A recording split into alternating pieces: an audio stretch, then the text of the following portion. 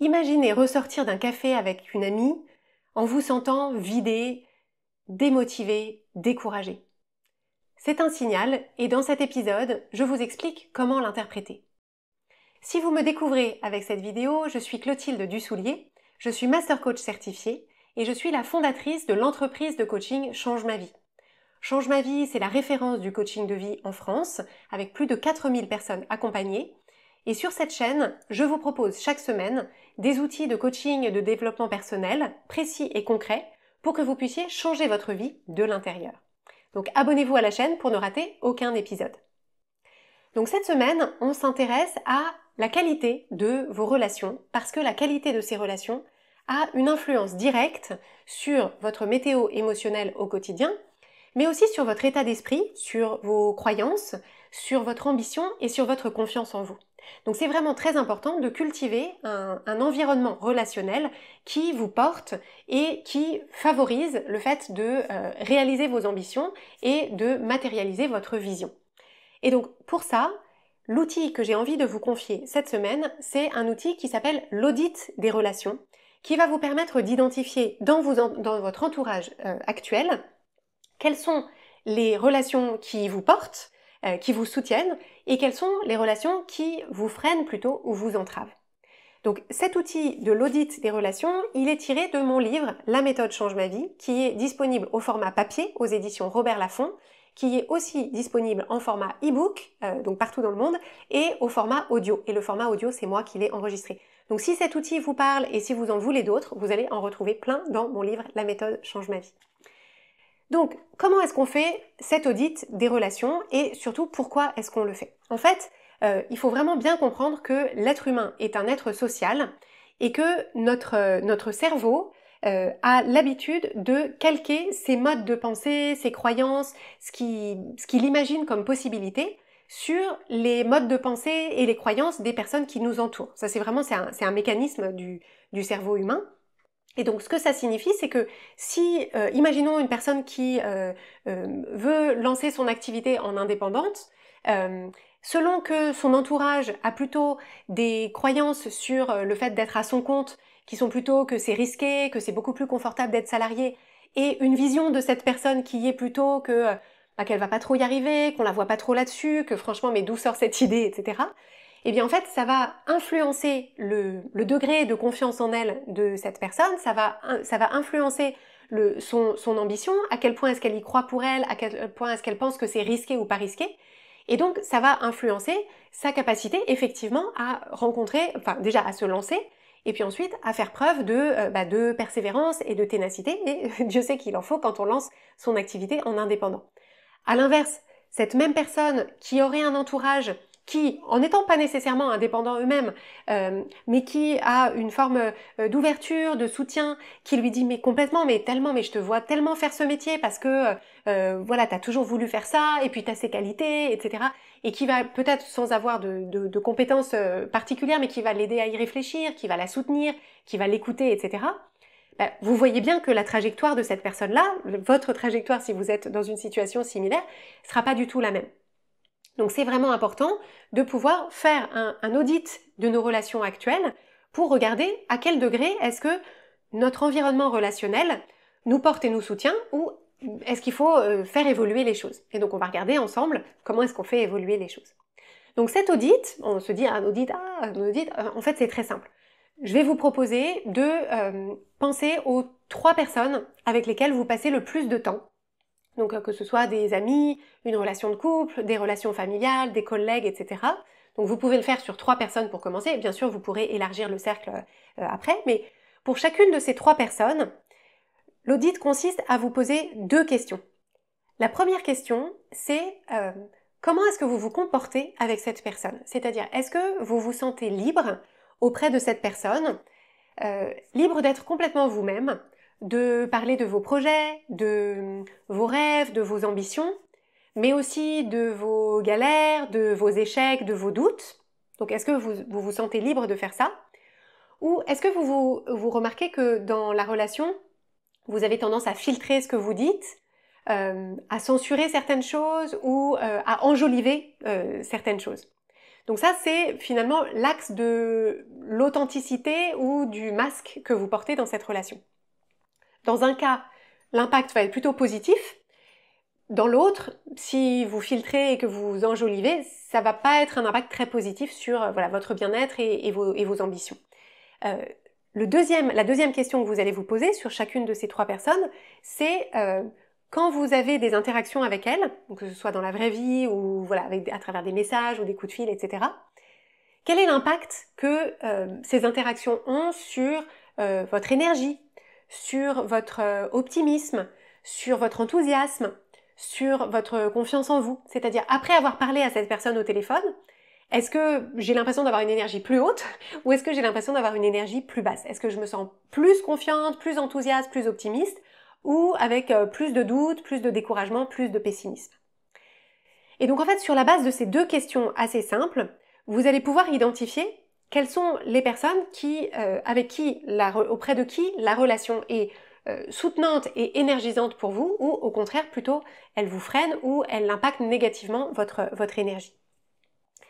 Alors, ça n'est pas une déclaration d'échec, et je précise que ce n'est pas un jugement de valeur de la personne, parce que en fait, la personne et la relation, ce sont 2 entités différentes. C'est-à-dire qu'on peut avoir, d'ailleurs cette personne, elle peut avoir des relations tout à fait différentes avec d'autres personnes. Ce qu'on évalue, c'est la relation, c'est pas la personne. C'est l'impact de la relation, pas l'impact de la personne. Donc une fois qu'on a identifié ça, peut-être que vous allez identifier qu'il y a parmi les 3 personnes avec qui vous passez le plus de temps, il y a une personne qui a un impact vraiment positif sur vous. Et donc si c'est le cas, vous avez cette relation qui est hyper soutenante, en fait l'enjeu c'est de vraiment renforcer, cultiver, chérir cette relation, vous assurer que vous lui réservez beaucoup de temps et que vous-même vous essayez d'apporter à l'autre personne tout ce qu'elle vous apporte.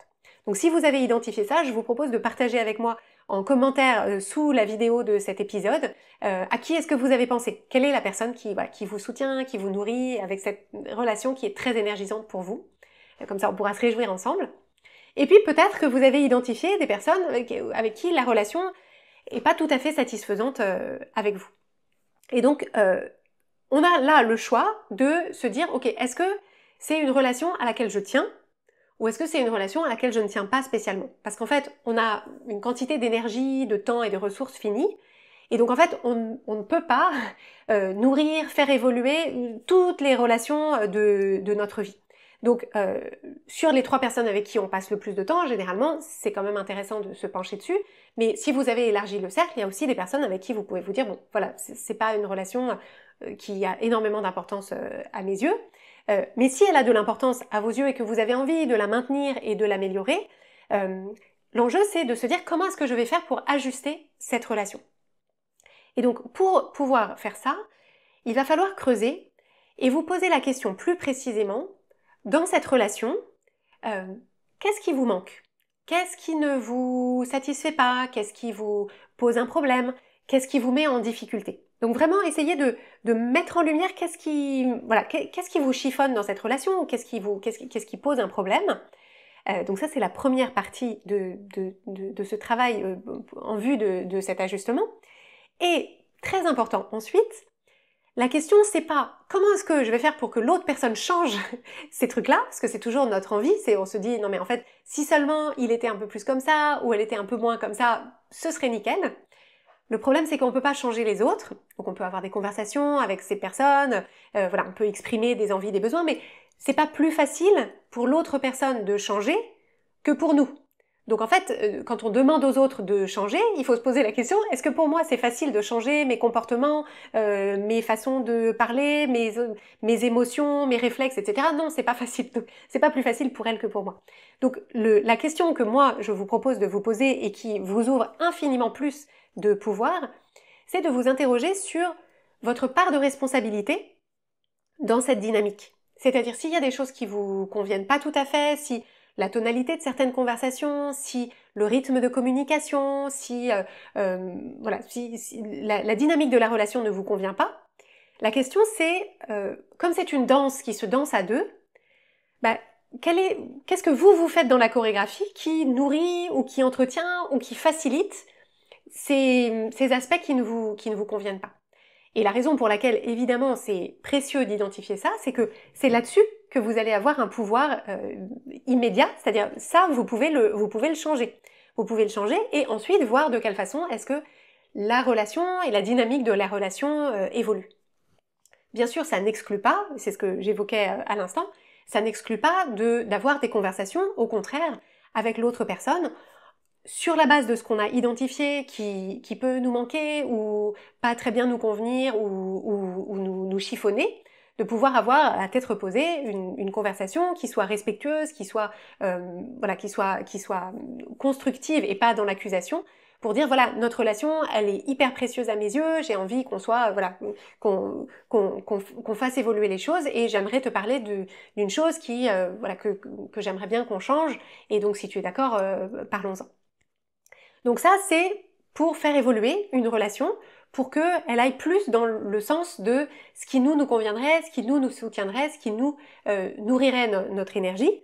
Et bien sûr, il faut être ouvert à la possibilité que l'autre personne nous dise moi-même, dans cette relation, il y a ça qui me convient pas. Et donc, c'est bien sûr une relation, c'est bidirectionnel, donc il faut être ouvert à ces évolutions-là aussi. Ce dont on peut s'apercevoir, parfois, c'est que malgré nos tentatives, alors que l'autre personne soit d'accord pour faire évoluer les choses ou pas, malgré nos tentatives, en fait, on n'arrive pas à faire évoluer la relation. Et à ce moment-là, il faut accepter la possibilité que ce soit une relation sur laquelle peut-être on va moins investir, peut-être interagir moins souvent, peut-être mettre moins d'énergie, moins de temps, moins de ressources, voire mettre un terme officiellement à la relation. Donc ça, on a le droit, c'est pas facile, mais on a le droit. Et ça nécessite des conversations pas évidentes, mais encore une fois, c'est votre droit parce que vous construisez votre vie d'une façon qui doit être favorable à votre bien-être et que si vous avez fait ce que vous pouviez pour faire évoluer la relation, si vous avez été honnête, si vous avez été respectueux ou respectueuse, si vous avez été aligné avec vos valeurs dans les conversations au sujet de la relation, en fait, on n'est pas condamné à conserver des relations à vie. C'est pas, il n'y a pas, il n'y a pas de loi qui nous oblige à faire ça. Donc, encore une fois, pas facile, mais c'est une option. Et donc, une fois qu'on a fait l'audit des relations, donc on a vu les relations existantes qui nous énergisent et nous soutiennent, on les chérit. Celles où ça n'est pas le cas, on essaye de les faire évoluer d'une façon qui nous convient mieux et on fait du mieux qu'on peut pour que ça fonctionne. Parfois ça fonctionne, parfois malheureusement ça ne fonctionne pas. Et dans le même temps, ce qui est très précieux pour se construire un environnement relationnel qui nous porte vers notre vision et dans la réalisation de nos rêves et de nos aspirations, c'est de nourrir et de développer de nouvelles relations qui porteront justement ces caractéristiques. Des relations soutenantes, des relations qui nous énergisent, des relations bidirectionnelles dans lesquelles les deux se soutiennent et les deux se nourrissent. Et donc ça, en fait, là où c'est intéressant, c'est que ça se construit sur la réflexion qu'on a eue en amont. C'est-à-dire qu'en amont, en faisant votre audit de vos relations, vous avez identifié peut-être des choses qui vous manquent. Vous avez identifié peut-être que vous aimeriez avoir plus d'amis qui s'intéressent à certains sujets et qui pourraient partager ça avec vous, ou plus d'amis qui ont des aspirations communes avec les vôtres, ou qui ont un certain tempérament qui vous conviendrait mieux, etc. Et donc en fait, en creux, vous avez dessiné une sorte de vision des personnes dont vous avez envie de peupler votre vie. Et donc ça, c'est précieux parce que l'idée, c'est de ne pas attendre que ces personnes-là tombent du ciel et de vous dire, je vais me proposer activement d'identifier ces personnes et d'investir des ressources, du temps, de l'attention, etc. pour nourrir ces relations. Et donc, il est possible que dans votre entourage peut-être plus distant, ces personnes existent déjà, et donc le fait de les identifier, ça permet de vous dire, tiens, je vais peut-être envoyer quelques petits messages, proposer qu'on se voit, proposer quelque chose, avec cette personne dont j'identifie que c'est quelqu'un dont j'ai envie de me rapprocher. Et si ces personnes-là n'existent pas encore dans votre environnement, vous pouvez réfléchir à où est-ce que ces personnes-là sont, où est-ce que vous pourriez les trouver, où est-ce que vous pourriez les rencontrer, et ensuite vous mettre en action pour aller les rencontrer et nouer des relations avec ces personnes-là. Donc je vous confie cet outil de l'audit des relations, et comme je vous l'ai indiqué, c'est un outil qui est issu du livre La méthode change ma vie, dans lequel je vous confie la méthode de coaching qu'on utilise en coaching à travers le coaching Change ma vie. Et donc vous pourrez découvrir comment développer votre vision, votre clarté et votre élan pour créer la vie qui vous ressemble, celle dans laquelle vous avez complètement votre place. Je vous remercie et je vous dis à la semaine prochaine.